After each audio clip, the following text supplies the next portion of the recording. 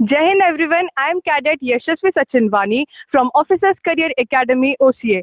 आप सबका स्वागत है ऑफिसर्स करियर एकेडमी में, जहां हजारों कैडेट्स अपना सपना लेकर आते हैं कि उन्हें डिफेंस फोर्सेस ज्वाइन करने हैं और यहां आकर उनके सपने पूरे होते हैं, क्योंकि ऑफिसर्स करियर एकेडमी उनका यह सपना साकार करने में उनकी पूरी मदद करता है।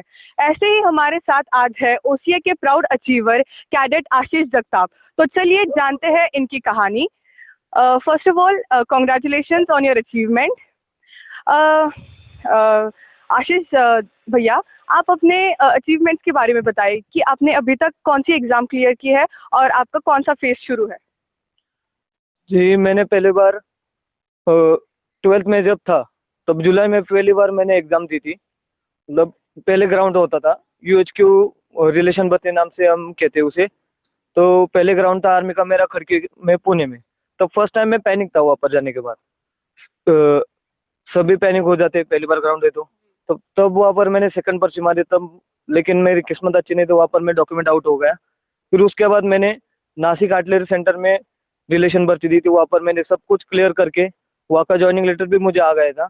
लेकिन तब मेरे पापा का कहना था कि एक बार नेवी नेवी एयरफोर्स ट्राई करके देख ले। तब नेवी एसएसआर के फॉर्म छूटे हुए थे। तब मैंने नेवी एसएसआर के फॉर्म दिए थे। तब मेरा 2 मार्क्स से रह गया। वो भी अब मेरा सेकंड इनटेक में हो जाएगा।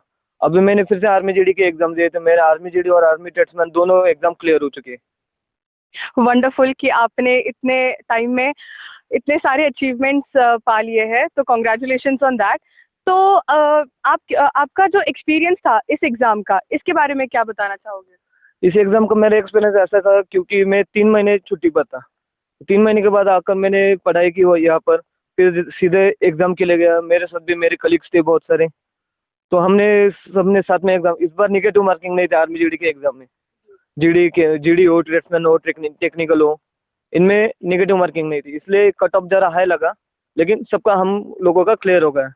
एक दो मेरे कलीग्स का रह गया, उनके लिए बहुत बुरा बुरा लगता है क्योंकि उनका सेकंड टाइम भी कुछ कुछ लोगों को सेकंड टाइम भी रह लगा। लेकिन अगली बार उनका हो जाएगा, इतने में गारंटी दे दूं। जी, तो जैसे आपका ये चौथी या तीसरी एग्जाम आपकी क्लियर हो चुकी है, या आपकी चौथी या तीसरी अचीवमेंट है, तो इस बार भी आपने जब क्लियर कर लिया, व्हेन यू बिकेम सक्सेसफुल, तो आपके पेरेंट्स का रिएक्शन क्या था और आपका रिएक्शन क्या था? पेरेंट्स का रिएक्शन ऐसा था कि मैंने जब पहले बार कॉल किया घर पर तो बोला मम्मी मेरा और एक बार क्लियर हो चुका है। तो मम्मी भी बहुत खुश थी, पापा भी बहुत खुश थे।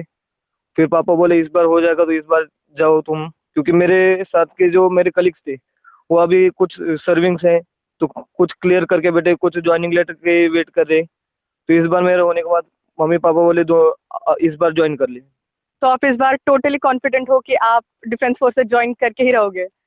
यस जी। तो जैसी आपकी ये सक्सेस स्टोरी है, बहुत लॉन्ग है ये सक्सेस स्टोरी और आपने बहुत कुछ अचीव कर लिया है। इस स्टोरी में, इस जर्नी में ओसीए का क्या योगदान था? जी, उसे का ऐसा था क्योंकि मैंने 1 मई 2023 को एकेडमी ज्वाइन की थी। तब हमारे मेंटर थे अभिषेक सर। तो 11th में सिर्फ उन्होंने हमें सब गेट वगैरह पढ़ाया। सुमित सर वगैरह थे, सुधांशु सर थे उस टाइम, मैथ्स वगैरह से सब अच्छा लगा। दुबे सर भी ले रहे थे। फिर 11th के बाद जब हम एज में आ गए, डिफेंस फोर्सेस के जो एज लिमिट होता है उसके अंडर आ गए, तो उसके बाद हमने एग्जाम देना चालू किए। तो पहली बार तो मैं फेल हो गया था, लेकिन सेकंड टाइम मैंने सब कुछ निकाल लिया था। ओसीए में ग्राउंड अच्छा लेते, जैसे अभी कुशल सर अब ग्राउंड ले रहे, तो मेरा अभी 6 तारीख को और 8 तारीख को फिर से ग्राउंड, मुझे 100% गारंटी मैं इस बार भी पूरा निकाल लूंगा। तो फर्स्ट ऑफ ऑल हम सभी आपको गुड विशेस देते हैं।